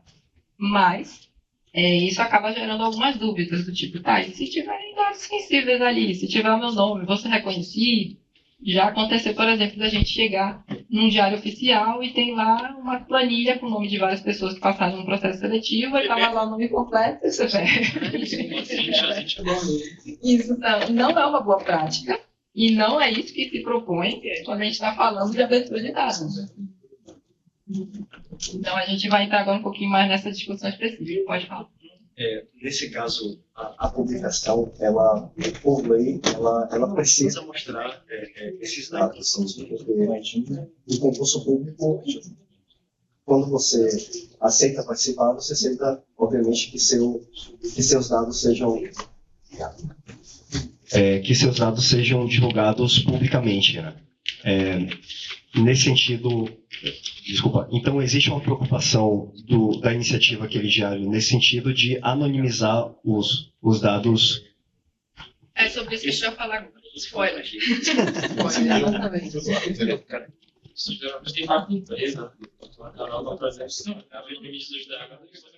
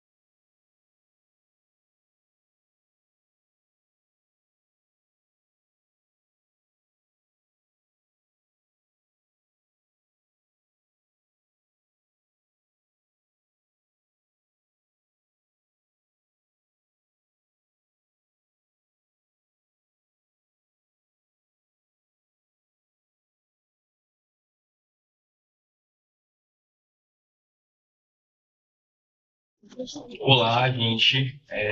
Bom dia a todas as pessoas. Eu me chamo Israel, tá? Minha primeira vez aqui. Sinto honrado aí de estar participando desse evento. Antes de começar, eu só queria destacar, né, os coletivos. Acho que é muito importante que a gente siga, que a gente acompanhe, para realmente fortalecer a comunidade, tá? Como a Rebeca deu um pequeno spoiler, eu vim falar um pouco sobre a anonimização, né, e o quanto é uma técnica importante para esse conceito de dados abertos, né, dessa democratização dos dados, né, e aí a gente consiga utilizar esses dados sem realmente estar, né, enfim, infringindo alguma lei, especificamente a LGPD, por exemplo. Então, a gente vai falar do que é, para que serve, como ela pode ser utilizada. Falar um pouco sobre mim, né? Eu me chamo Israel Carneiro Santos Almeida. Engraçado que o nome da minha irmã é Rebeca e ela também tem Almeida. E quando a Rebeca falou... Eu sou formado em arquitetura de dados pela Anhanguera, sou formado em saúde coletiva pela UFBA também. Eu atuo na área de dados há mais de 5 anos, né? Entre BI e entre engenharia de dados também, tanto no setor público quanto no setor privado. E aí, olha só, né? Eu sou amante de saúde digital, acho que vocês conseguem ver. Esse aqui é meu LinkedIn também, se alguém quiser. E aí, aqui só um pouco de como vai ser essa apresentação. Vai ser mais uma conversa mesmo, então, se vocês quiserem me interromper para poder tirar dúvidas. Vou falar sobre um pouco, dar uma introdução da LGPD, falar um pouco sobre anonimização e mostrar 2 exemplos, né, de 2 técnicas que são utilizadas para anonimizar dados. E aí, dando uma pequena introduzida, nós temos a LGPD, né, que ela é de 2018, e ela veio para realmente regular e tratar desses dados pessoais nos meios digitais. Só uma breve pergunta. Todo mundo sabe que são dados pessoais e que são dados sensíveis? Vocês acham que são a mesma coisa? Daqui a pouco a gente vai falar. E aí, a prevenção e a segurança, né, são 2 dos 10 princípios expressos da LGPD, e são 2 princípios que contêm a anonimização, né, dentro desses princípios, realmente para poder, uma das técnicas utilizadas para garantir esses 2 princípios que estão expressos na lei. E aí aqui é a própria letra de lei mesmo, né? Essa lei, ela delimita alguns conceitos, esse foi um dos 3 que eu quis trazer para cá. Primeiro, que é dado pessoal, né, que é informação relacionada à pessoa natural, identificada ou identificável. Dado pessoal sensível, que é o dado pessoal sobre a origem racial ou étnica, ou seja, são dados mais específicos. Além de identificar, você consegue realmente conhecer e ter dados muito, muito específicos da pessoa, né? E também tem um conceito de dado anonimizado, que é realmente você tirar essa característica de identificar a pessoa. E aí a gente vai falar mais na frente, mas você consegue, talvez, às vezes, utilizar esse dado para possíveis análises sem realmente identificar, de fato, essas pessoas. E aí, só trazendo um pouco mais esse conceito, né, que refere-se a esse processo de modificação de um conjunto de dados, de forma que se torne muito difícil, né, ou impossível identificar esses indivíduos nesse dataset. E aí, essencialmente, esse processo ele tira essas informações de identificação pessoal, e aí, qual é uma das utilidades é você conseguir utilizar esses dados, né, sem realmente expor essas informações pessoais dessas pessoas. E aí, essa remoção, ela não é a única abordagem, né? Existem outras técnicas para a gente anonimizar, por exemplo, as generalizações, ou então a gente consegue fazer umas pseudo-anonimizações também. E aí, falando um pouco das técnicas de fato, né? A gente tem a generalização, a perturbação dos dados.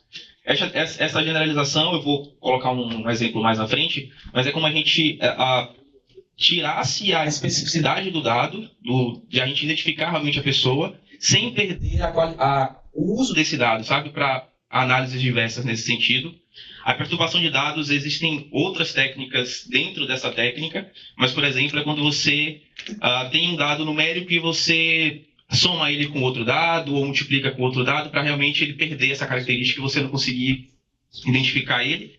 Essa geração de dados sintéticos é um pouco mais complicada, porque você precisa criar uma base estatisticamente proporcional à original, para você realmente conseguir aproveitar, mas não identificando a pessoa. Existe a pseudo-anonimização também, que você realmente faz esse replace, né, nos dados, você embaralha tudo e esse dado não consegue ser identificado. Eu tenho uma ressalva com isso. E tem também o mascaramento de dados, né, que a gente consegue ver isso mais nas interfaces das aplicações. Não sei se vocês já viram aquele asteriscozinho, né? Enfim, é mais para realmente mascarar o dado, você não consegue ver ele totalmente, só parte do CPF, parte do número do telefone, parte de um e-mail. E aí é importante destacar também que não existe uma fórmula pronta do que você deve aplicar ou não. Realmente existe esse processo que a gente precisa entender os dados, e para cada tipo de dado específico existe uma técnica também que é mais aconselhada a usar, e sempre lembrar também de validar essa eficácia, né? Até no sentido de talvez disponibilizar esse dado para uma outra pessoa que não conhece o processo, para ver se ela consegue identificar ou não, a partir de várias técnicas possíveis. Enfim, mas é realmente entender que é um processo, e a técnica a gente vai realmente utilizar para atingir os objetivos esperados, né? Aqui é só um exemplo da generalização, e aí eu utilizei o Python. Se vocês pesquisarem, o único dado que é verdadeiro aqui é o nome dessas mulheres só. São mulheres importantes aí no cenário da tecnologia no Brasil. Os outros são todos dados gerados sinteticamente. Eu cortei o CPF ali, porque eu falei assim, eu vou pesquisar esse CPF aqui no Google para ver se é de alguém, não sei o quê. E apareceu uma pessoa lá, eu falei, eu vou cortar aqui porque eu não quero problema. Enfim, mas o resto é tudo dado gerado aleatoriamente, só esses nomes aqui dessas mulheres que são reais. E aí, o que é essa generalização, né? Eu deixei aqui só o ID, só para a gente manter realmente a referência, mas percebam que a gente não necessariamente coloca a idade das pessoas, né, o tipo sanguíneo, ou e-mail, ou endereço, ou telefone, mas a gente consegue de alguma forma generalizar esses dados e gerar algum tipo de análise, sabe? Então a gente vai conseguir saber qual é a faixa etária mais prevalente, qual é o tipo sanguíneo mais prevalente, qual é o e-mail mais prevalente, né? Qual é o país dessas pessoas, qual é ali também o prefixo, né? do número. E aí, essa técnica especificamente, a análise não é totalmente comprometida, né? A gente consegue analisar esses dados. As pessoas não são identificadas, ou seja, a gente não corre o risco de cair aí na LGPD. É bem mais difícil ter uma engenharia reversa, no sentido de que, se eu disponibilizar para vocês o código que eu usei para essa generalização, vocês não vão conseguir reproduzir. Vocês não vão conseguir voltar para o dado, sem realmente ter acesso ao dado, né? Mesmo que o código que faça essa generalização seja, né, exposto, a pessoa não consegue usar o código para poder ter acesso aos dados. E também existe essa questão do ID de reidentificação, porque às vezes a pessoa que tem acesso de fato, que pode ter acesso a esses dados, ela pode falar, não, eu preciso saber realmente o e-mail completo dessa pessoa. E aí com o ID, essa pessoa que tem acesso à base de dados, né, original, ela pode voltar lá e acesso, ou também não precisa, né? Você não precisa disponibilizar esse ID. Um caso bem parecido com um dataset assim é disponibilizado pelo DataSUS, né, que é um órgão do Ministério da Saúde, e é o Tabnet, se eu não me engano, é essa plataforma de dados abertos do SUS, e é basicamente assim, eles mantêm essa generalização dos dados para que realmente os dados sejam utilizados para poder, para as análises de saúde. Alguém tem uma dúvida em relação a essa técnica? Eu utilizei Python aqui, e outro exemplo, eu utilizei SQL, mas existem softwares mesmo que podem ser utilizados. Eu não gosto muito de usar software, eu gosto mais de escrever as coisas, mas enfim, vai muito da necessidade de cada caso, né? Esse outro exemplo aqui é de pseudonimização, e aí eu utilizei SQL. Basicamente, a gente faz uma substituição, né, de termos, de palavras, para outras coisas totalmente aleatórias. E aí, nesse caso, você vê que a gente não consegue realmente... Aqui tem um spoiler, né? A gente consegue saber o que cada caso, mas a gente não consegue dizer aqui o que cada informação significa e tal. E aí, para esse tipo de dataset, né, quando você faz essa técnica, a análise fica comprometida, você não consegue, de fato, utilizar esses dados porque você não sabe o que é o quê. As pessoas também não são identificáveis, só que para esse caso específico pode acontecer engenharia reversa, porque se eu disponibilizar o código que eu fiz, você vai conseguir só fazer o caminho inverso e descobrir. Você vai conseguir.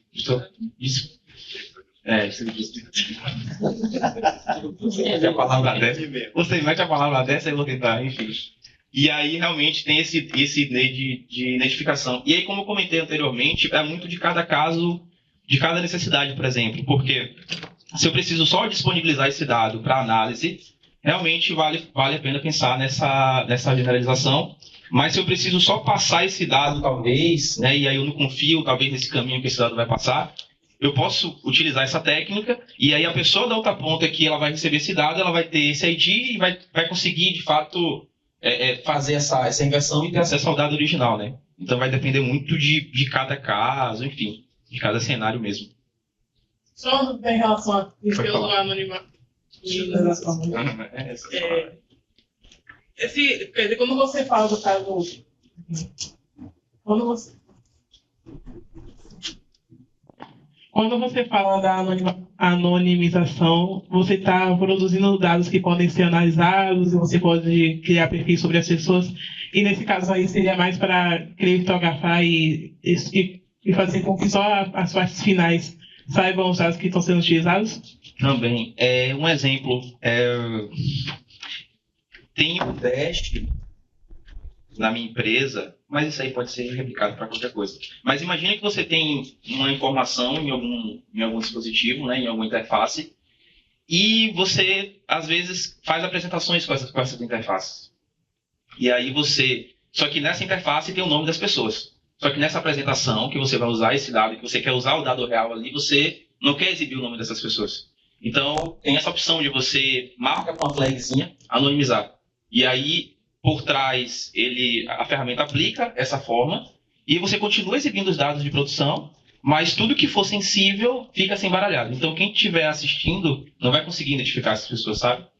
Ou, nesse caso, por exemplo, eu vou te mandar um dado aqui, eu não consigo garantir que nesse caminho alguém consiga pegar o dado. Eu vou te passar essa base assim, e aí eu vou te dizer como depois você consegue tirar, sabe? E aí você vai conseguir depois ter acesso ao dado real. Depende muito de cada caso, de cada situação.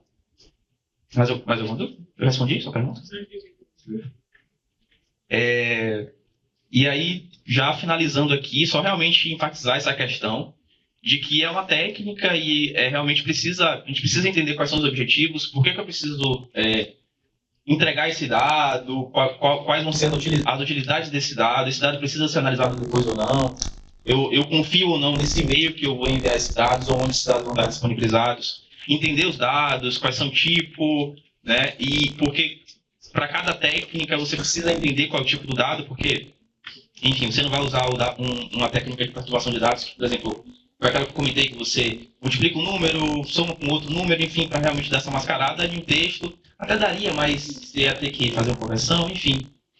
E também validar isso, né? Usar outras pessoas para poder testar, porque essa questão da pseudo-anonimização mesmo, ela tem podem ter algumas falhas, né? Tipo, a pessoa pode conseguir ver esse dado e aí a pseudonimização, se a pessoa consegue acessar esse dado, cai na LGPD e aí a pessoa realmente vai estar bem em maus lençóis aí. Mas eu acho que no mais é isso, é um conceito bem amplo, acho que não daria para realmente a gente esgotar aqui, mas se eu pudesse deixar essa ressalva de realmente entender o processo, sabe? Entender o processo, entender o objetivo, entender os dados e aí sim, utilizar da técnica e aplicar onde for necessário. E essas aqui são as referências. E é isso.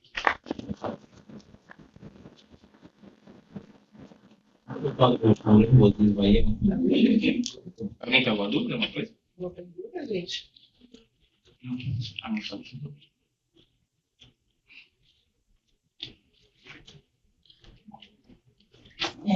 A dúvida, assim, por exemplo, eu estou catalogando alguns dados referente aos vestibulares nos cursos de tecnologia da UFBA.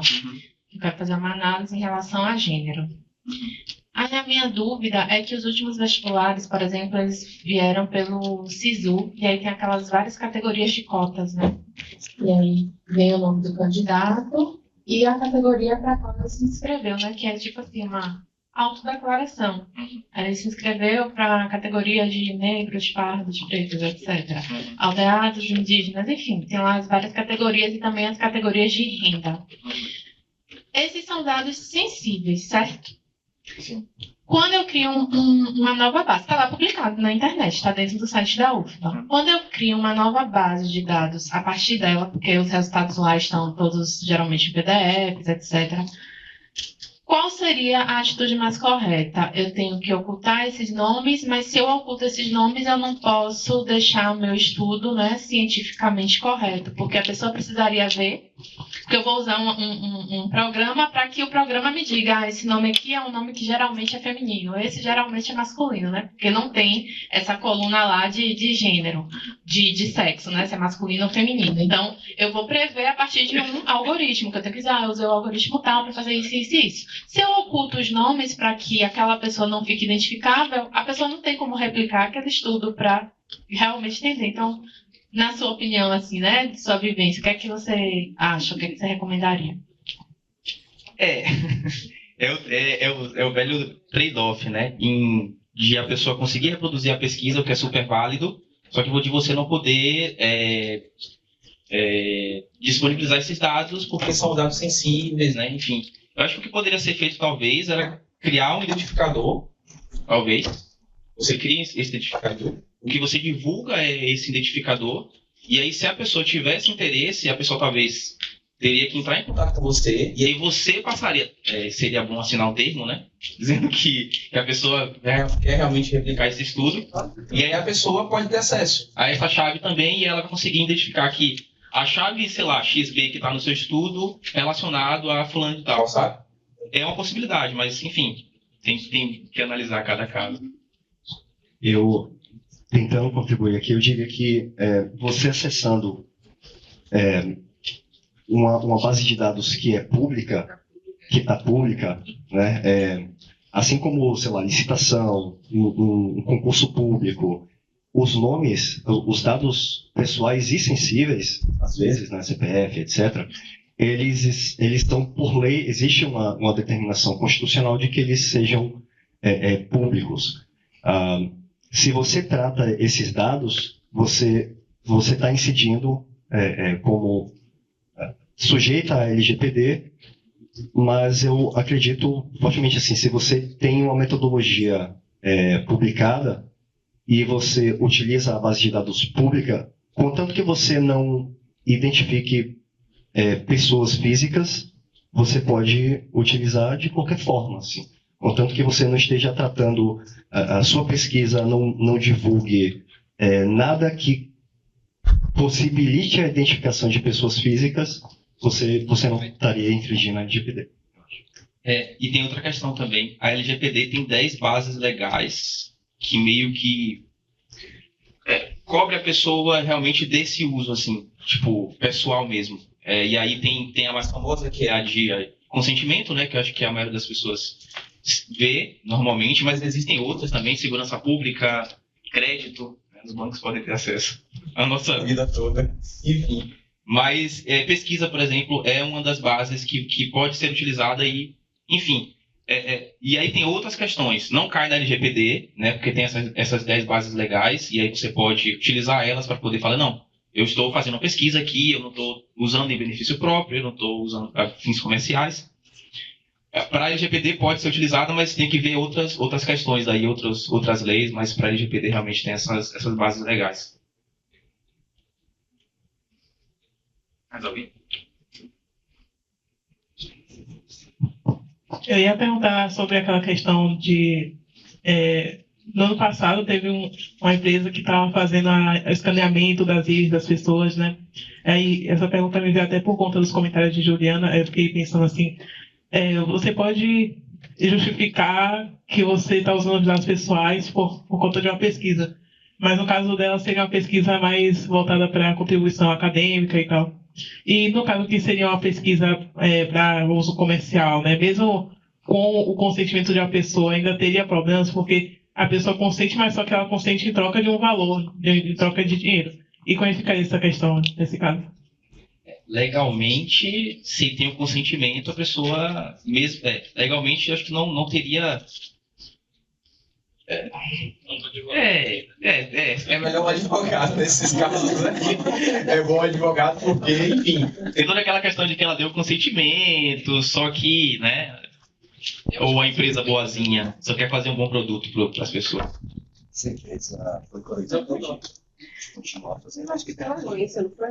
Pessoal, só dando meus 10 centavos de contribuição aqui, de fato, para fins acadêmicos existem exigências específicas que a LGPD trata, então sim, incide, mas acho que vale a pena olhar não só a lei, mas a legislação complementar que diz respeito às resoluções da ANPD sobre pesquisa, e enfim, também tem um trabalho bem legal publicado pelo Instituto Decodifica, que fala sobre pesquisa e LGPD e como os centros de pesquisa, principalmente que tratam de grandes dados, etc e tal, podem lidar, mas eu acredito que legalmente, no que diz respeito ao ponto comum entre essas pesquisas, seria em relação aos métodos, resultados e como eles poderiam ser publicados. Eu acho que é onde a lei mais fala sobre como você deve publicar e como ela incentiva métodos de anonimização, pseudonimização para pesquisas. Se for pesquisa tipo na saúde, por exemplo, tem uma regulação específica. Então, sim, incide, mas eu acho que vale olhar especificamente não só a LGPD, mas o complemento da ANPD de resoluções e esse do Instituto Decodifica, que é uma pesquisa também que eu recomendo fortemente. Tem que lembrar que o consentimento, no caso específico dessa pesquisa, o consentimento pode ser revogado a qualquer tempo. Então, mesmo que ela tenha recebido dinheiro para consentir a captura da íris, ela depois diz, não quero mais, quero meu dado de volta. Porque os dados são da pessoa. É verdade.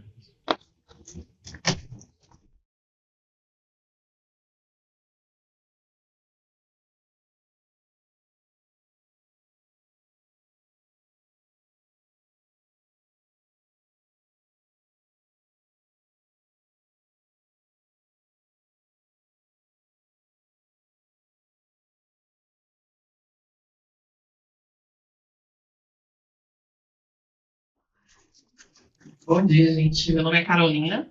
Eu estou aqui pelo coletivo da Paileite, né? Mas eu também trabalho na agência aqui na Anatel.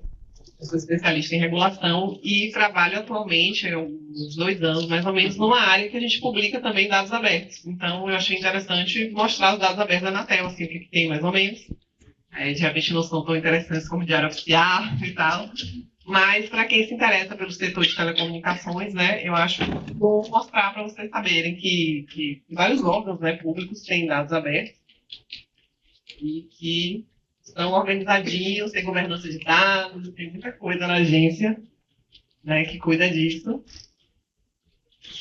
Vocês estão vendo aqui a página da Anatel, né? Inclusive está aqui, eu trabalho com essa parte aqui, ó, da pesquisa de satisfação e qualidade percebida.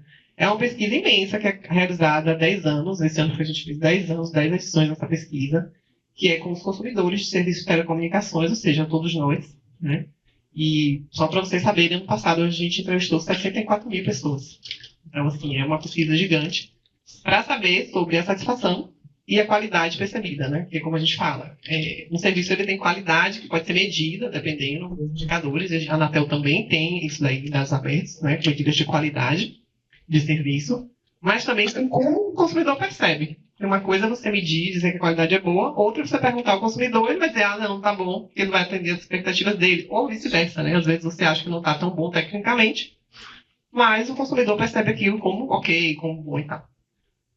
Então aqui, no mais geral, para vocês acessarem os dados da Anatel, dados abertos, a gente tem aqui dados, né? Nós temos os painéis aqui dentro de dados. Ai, meu Deus, cadê? Painéis, esse coleta de dados setoriais é porque a gente tem dados que a gente coleta com as prestadoras, né, todos os meses, ou de ano em ano, né, vai ter o sistema da Anatel já próprio para receber esses dados, um padrão X, tudo muito certinho, cheio de regra de DQ, tudo bem certinho, né, e daí tem aqui também sobre infraestrutura, qualidade, né, tem essa parte de dados abertos. Se vocês forem aqui, vocês vão ver toda a parte que tem de de despacho, de portaria sobre isso, sobre governança de dados aqui, todos os planejamentos, enfim, tem várias informações. Vocês podem vir aqui nos painéis de dados, tá? Eu vou entrar aqui no de acessos, só para a gente começar, demora um pouquinho para carregar. Mas eu queria mostrar esses painéis porque também é uma maneira mais simples para o usuário que não vai usar computador, linguagem de programação, que não sabe ler um CSV, mas que tem informações que podem ser interessantes. Eu coloquei esse de acessos porque dá para vocês verem assim, umas coisinhas, tipo que, né, sempre dos serviços principais, esses serviços públicos, então que a gente tem a banda larga, né, telefonia móvel, TV por assinatura e telefonia fixa, e a gente vai vendo as tecnologias, né, o percentual, né, como é que está isso no Brasil.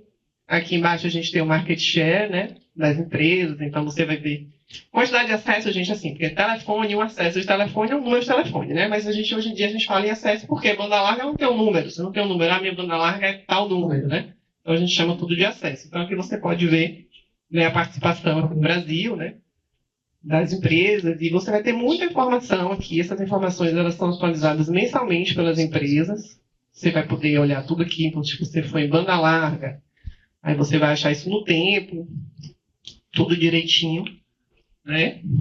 E tem vários gráficos aqui, várias coisinhas para vocês olharem, se vocês tiverem interesse em saber como está isso, essa evolução, as tecnologias, como estão mudando. Pode ser bem interessante, as faixas de velocidade e tudo, né? E o que eu acho interessante do painel é porque no próprio painel você pode vir aqui em dados gov.br. Quando você vai aqui, você vai para uma página do governo, né, do gov.br, que é meio padrão, tá vendo que elas estão sempre mais ou menos assim. Tem uma explicação sobre aquele dado, e aqui tem os recursos, que são os arquivos, né, para você baixar, tudo explicadinho.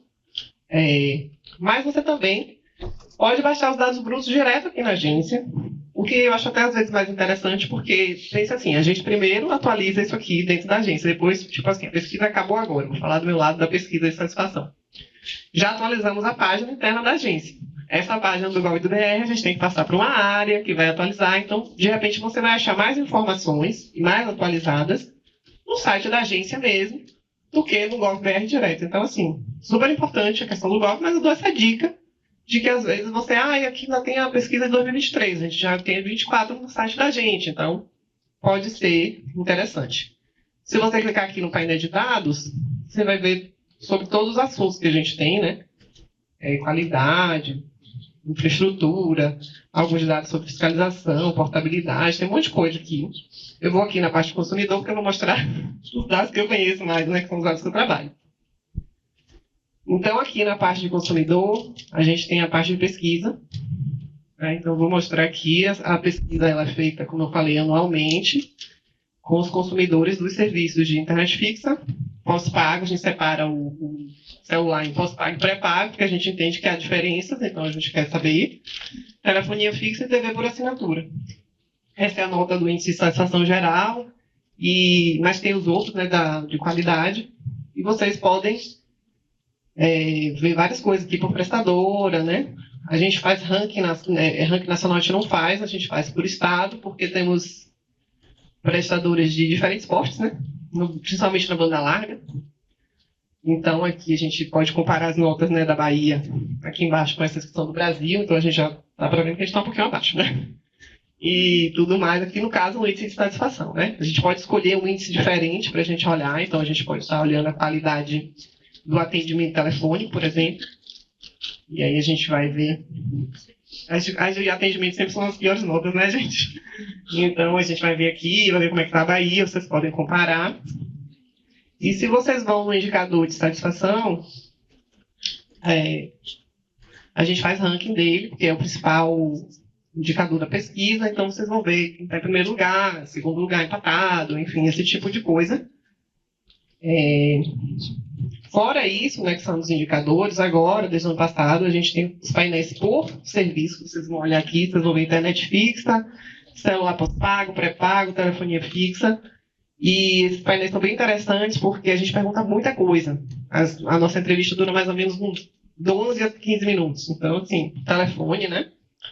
Então, gente, assim, aqui tem todo o questionário, praticamente. Então, você vai ter não só os índices, indicadores, como você vai ter perguntas sobre capacidade de resolução do problema, né, no atendimento, perfil sociodemográfico, então você pode ver o perfil aqui, as faixas etárias que ele estava falando. Então, a gente tem aqui a população aqui, né, está dividida dessa maneira, no caso aqui, internet fixa.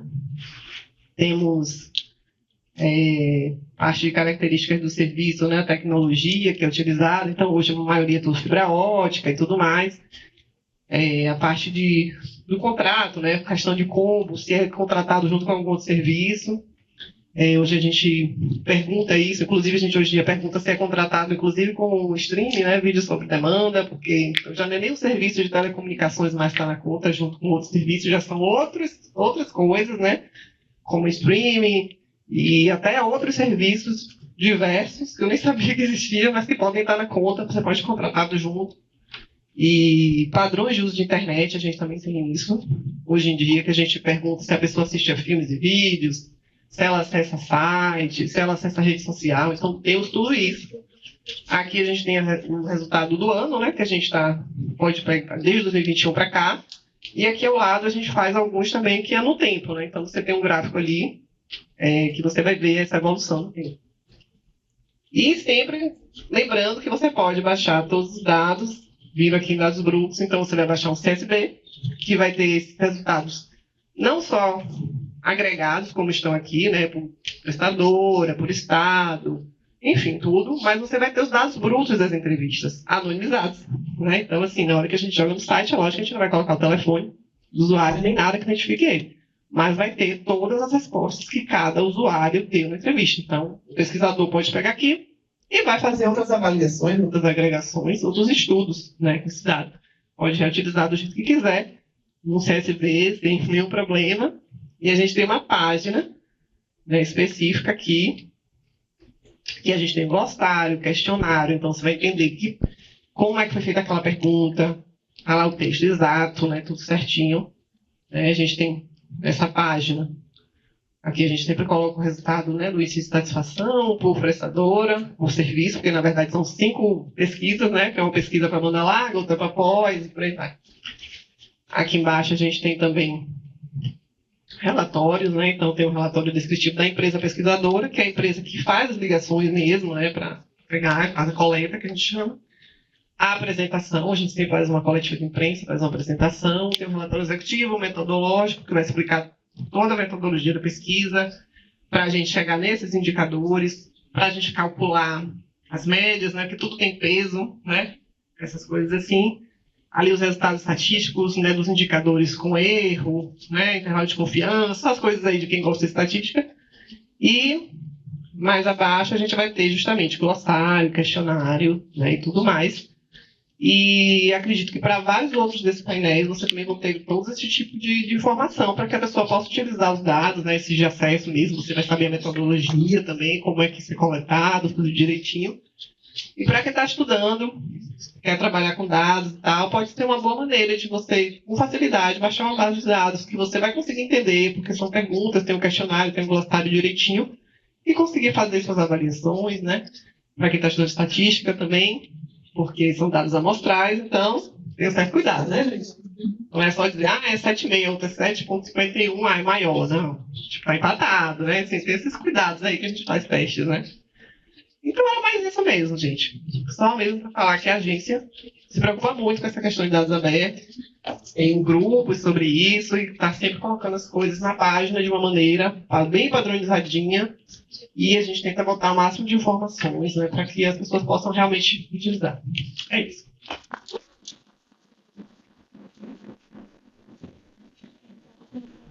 Se alguém tiver alguma pergunta aí. Alguma pergunta, gente? Algum comentário? Queixas e reclamações? Então, muito obrigada, Carol. Muito obrigada, Tarcísio.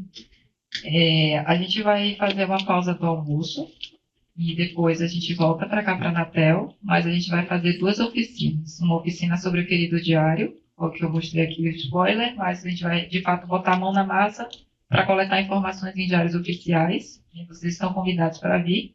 E a gente também vai ter uma oficina sobre phishing, que é dados abertos e phishing. A Gabriela também está aqui, que vai ministrar essa oficina para a gente vai conseguir identificar casos de phishing e reportar isso para os dados abertos sobre isso, porque é importante reportar, e a gente também vai entrar mais nesse detalhe à tarde. Gostaria de pedir desculpas, porque vocês podem ter percebido que algumas coisas que estavam na programação, elas não aconteceram hoje, porque infelizmente as pessoas não puderam estar aqui para conduzir essas palestras com vocês. Aí a gente fez com as pessoas que estavam presentes, mas como também já deu o horário, já está perto de dar o horário, a gente vai encerrar por aqui essa programação da manhã e volta à tarde. Para além disso, a gente vai ter um happy hour à noite, que também está todo mundo convidado para ir. Vai acontecer num bar chamado The After, fica ali perto do Parque dos Ventos. Como é que eu faço para colocar o endereço certo para vocês? Espera aí, vamos. E nesse momento da noite, vai começar a partir das 5h30, lá no bar. Já está reservado para receber todo mundo. A gente vai ter algumas atividades mais recreativas. A gente vai ter um quiz sobre dados abertos, a gente vai ter alguns sorteios e vamos ter palestras relâmpagos. Como funciona a questão das palestras relâmpagos? Se vocês tiverem um assunto interessante que vocês gostariam de apresentar e conseguem falar sobre isso rapidamente e querem aproveitar o momento em que a gente já está aqui, a gente está disponível para conversar, a gente também vai ter esse momento lá aberto para todo mundo apresentar alguma coisa que tenha alguma relação com dados abertos, com relação a uma tecnologia, etc. Então, ficará aberto, caso vocês queiram participar. Ficarei muito feliz com a presença de vocês e ficamos muito felizes com a presença de vocês aqui hoje de manhã. Então, muito obrigado, gente. E é isso, até logo.